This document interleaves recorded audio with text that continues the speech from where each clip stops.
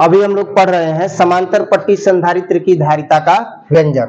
Topic है समांतर पट्टी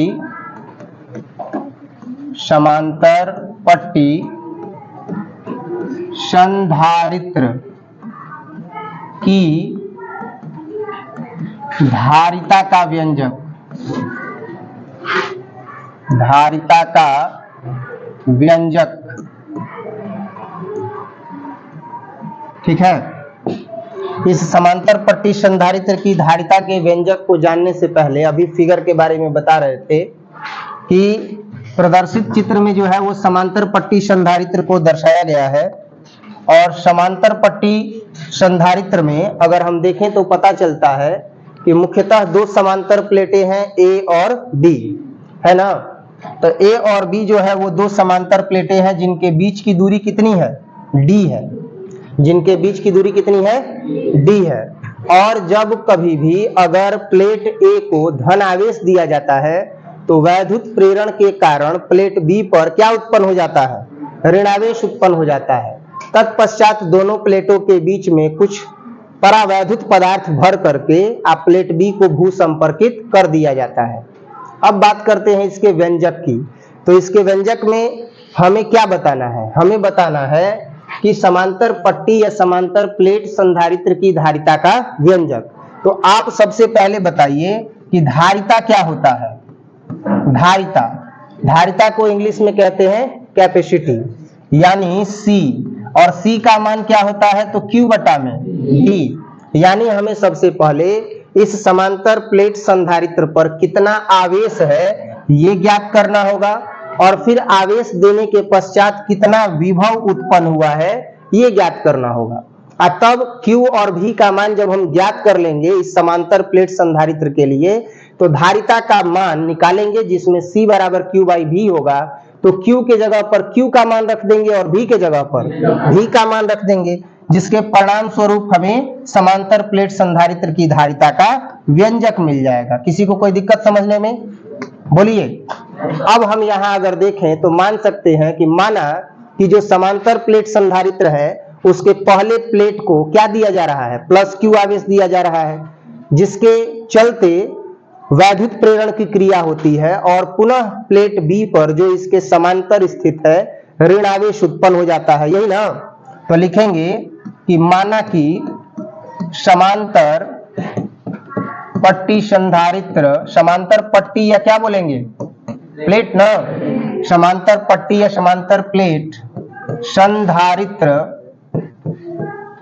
संधारित्र के दो प्लेट क्या क्या है, ए तथा बी है।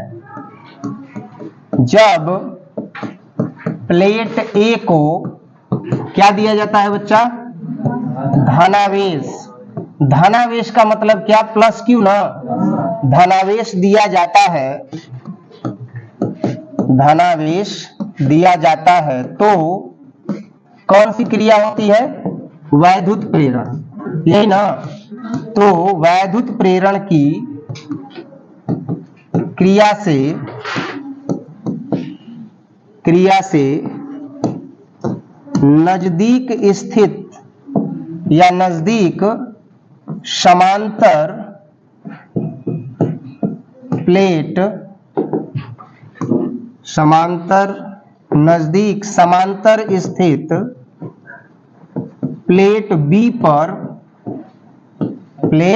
बी पर क्या उत्पन्न हो जाता है, ऋणावेश उत्पन्न हो जाता है।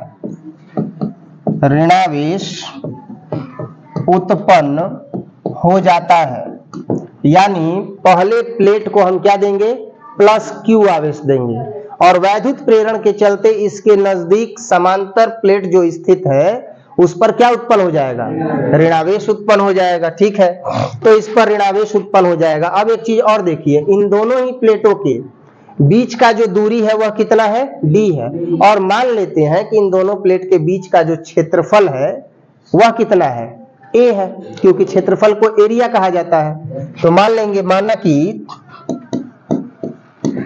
कि दोनों प्लेटों के बीच का उभयनिष्ठ क्षेत्रफल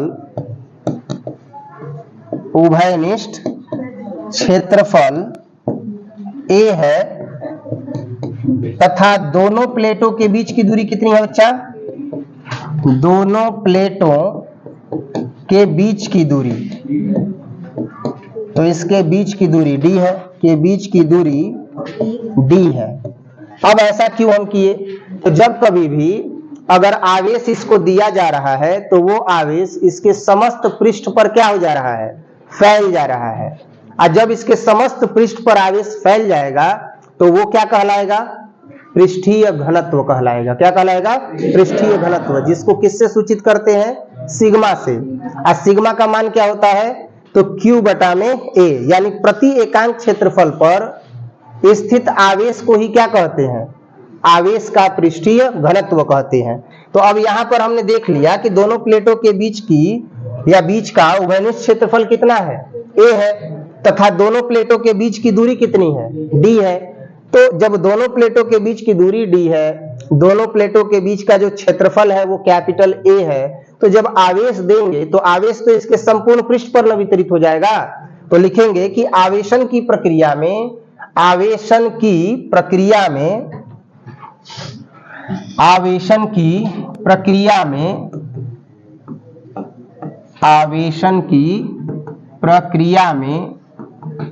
संपूर्ण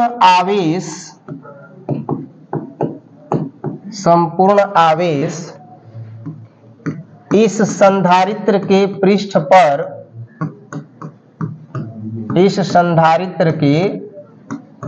संपूर्ण पृष्ठ पर फैल जाता है।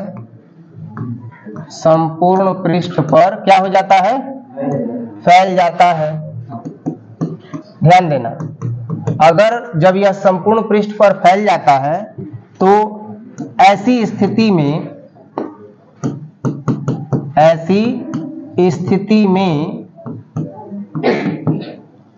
पृष्ठ का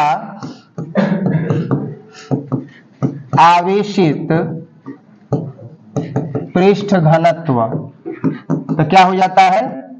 सिग्मा प्राप्त होता है। सिग्मा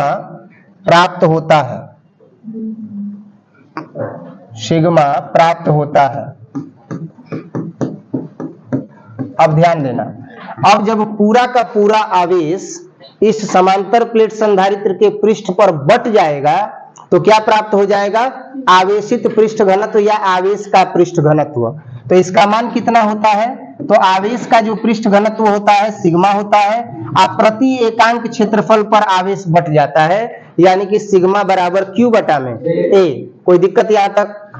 अगर हम Q का मान निकालेंगे तो Q का मान क्या हो जाएगा? Sigma into A। अब बोल सकते हो आप कि सर Q का मान क्यों निकालिएगा?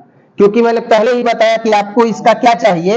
धारिता, और धारिता का सूत्र होता है C बराबर Q बटा में। तो हमारा फोकस Q पर ही न रहेगा, तो इस पर कितना आवेश हम वितरित कर रहे हैं देने के पश्चात वो निकालेंगे तो हमको Q का मान मिल जाएगा सिग्मा इंटू A, जहां सिग्मा क्या है? आवेश का पृष्ठ घनत्व। जहां सिग्मा क्या है? आवेश का पृष्ठ घनत्व। तो C बराबर Q बाई V के अनुसार हमने Q ज्ञात कर लिया है। मान लेते हैं इसका मान हमको रखना पड़ेगा आगे समीकरण 1। अब हमारा अगला टारगेट क्या होगा? V होगा। ये जानना और समझना जरूरी है कि जब Q निकल गया तो धारिता ज्ञात करने के लिए अब अगला जो पड़ाव होगा वो किससे गुजरेगा? V से गुजरेगा, विभव से गुजरेगा। तो अब हम विभव का मान ज्ञात करेंगे। तो विभव का जब हम मान ज्ञात करेंगे तो दोनों प्लेट है ना ये, तो दोनों प्लेटों के बीच का वैद्युत क्षेत्र कितना होगा? अगर हम आवेश दे रहे हैं तो इसका वैद्युत क्षेत्र भी तो बनेगा, विभव बनेगा, ठीक है। लेकिन एक परिभाषा और बताए थे, आवेश या आवेश की श्रृंखला के चारों ओर का वह क्षेत्र जहां कोई अन्य आवेश आकर्षण अथवा प्रतिकर्षण के बल का अनुभव करता है वैद्युत क्षेत्र कहलाता है। कोई दिक्कत? अब ध्यान से देखिए, आवेश या आवेश की श्रृंखला है तो वैद्युत क्षेत्र बनेगा कि नहीं बनेगा? तो इस दोनों प्लेट पर ना आवेश है तो लिखेंगे दोनों प्लेटों के कारण उत्पन्न वैद्युत क्षेत्र की तीव्रता। क्या लिखेंगे? दोनों प्लेटों के कारण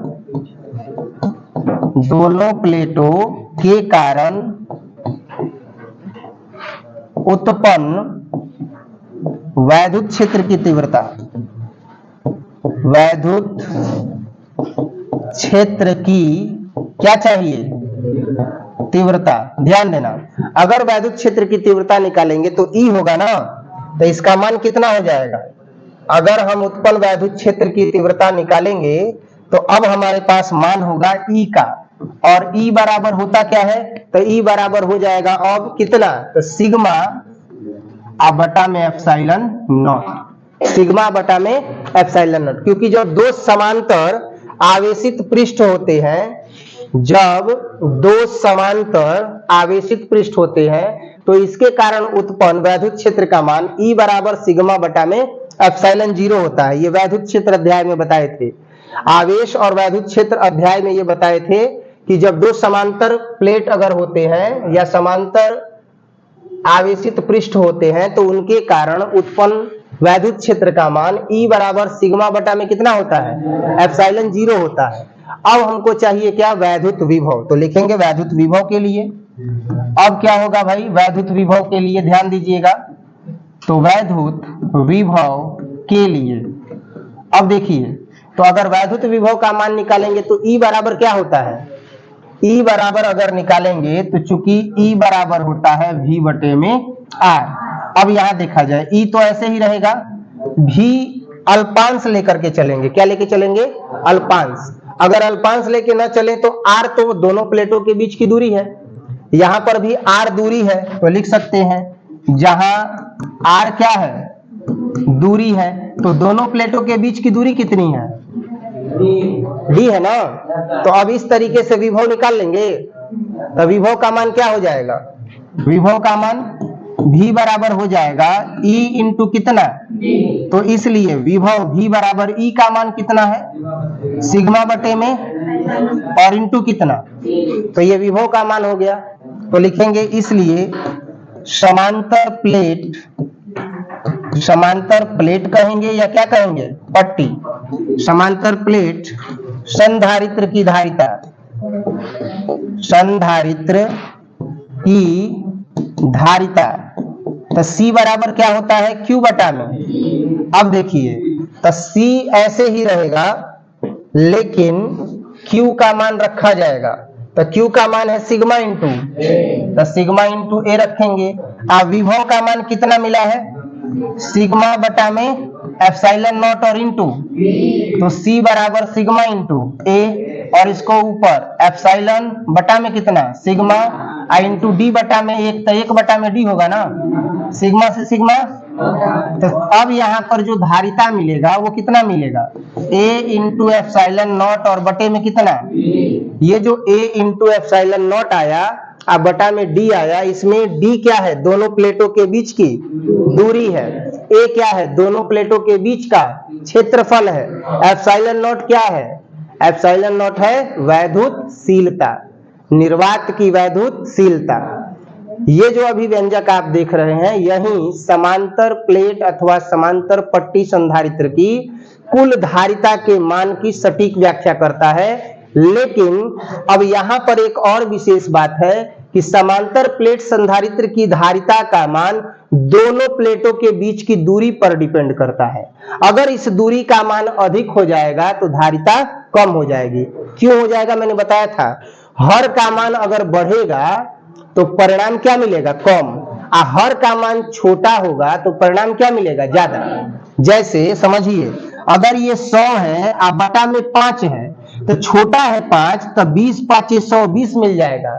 लेकिन अगर ये 100 है और नीचे आ गया कितना, 100, तो बड़ा ना आ गया, तो कट के कितना मिलेगा, 1। यानी हर का मान बढ़ेगा तो मान कम प्राप्त होगा, और हर का मान अगर कम रहेगा तो मान क्या प्राप्त होगा, अधिक। तो यहाँ हर क्या है, डी मतलब दो प्लेटों के बीच की, तो दो प्लेटों के बीच की दूरी अगर अधिक होगी तो समांतर प्लेट संधारित्र की धारिता क्या होगी, अगर दो प्लेटों के बीच की दूरी क्या होगी, कम होगी, तो समांतर प्लेट संधारित्र की धारिता क्या होगी, समझ में आ रहा है कि नहीं। अगर कम होगी तो धारिता क्या हो जाएगी, अगर दूरी अधिक होगी तो धारिता कम हो जाएगी। यानी दूरी अगर अधिक होगा तो d का मान अधिक होगा, और जब d का मान अधिक होगा तो धारिता, और जब दूरी अगर कम होगी तो d का मान क्या होगा, कम होगा।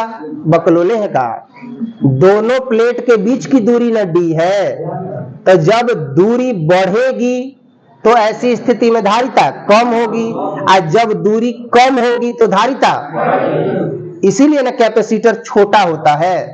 तोड़ के नहीं दिखाए थे कितना छोटा था। अगर उसी प्लेट को अलग अलग करके दूर दूर कर दिया जाएगा तो धारिता क्या हो जाएगी, कम हो जाएगी। आप पंखवा में लगाना भी तो दिक्कतदारी करेगा, दिक्कत नहीं करेगा। अब इतना बड़ कैपेसिटर बना दियो तो लगा देबो पंखा में, जितना बड़ पंखा ना उतना बड़ कैपेसिटर। समझ में आया कि नहीं आया? तो इसकी एक मुख्य विशेषता यही है कि दो प्लेटों के बीच की दूरी जितनी अधिक होगी इसकी धारिता कम होगी, और दो प्लेटों के बीच की दूरी जितनी कम होगी इसकी धारिता अधिक होगी। और इस तरीके से हमने समांतर प्लेट संधारित्र में धारिता का मान कितना होगा ये ज्ञात कर लिया है। आप सभी लोग जरूर नोट कीजिए। बाकी नया बैच 11th क्लास का सोमवार से स्टार्ट हो रहा है, तो उसमें जो भी बच्चे इस तरीके से फिजिक्स पढ़ना चाहते हैं वो निश्चित तौर पर संस्थान में आकर के अपना नामांकन करवा सकते हैं। धन्यवाद।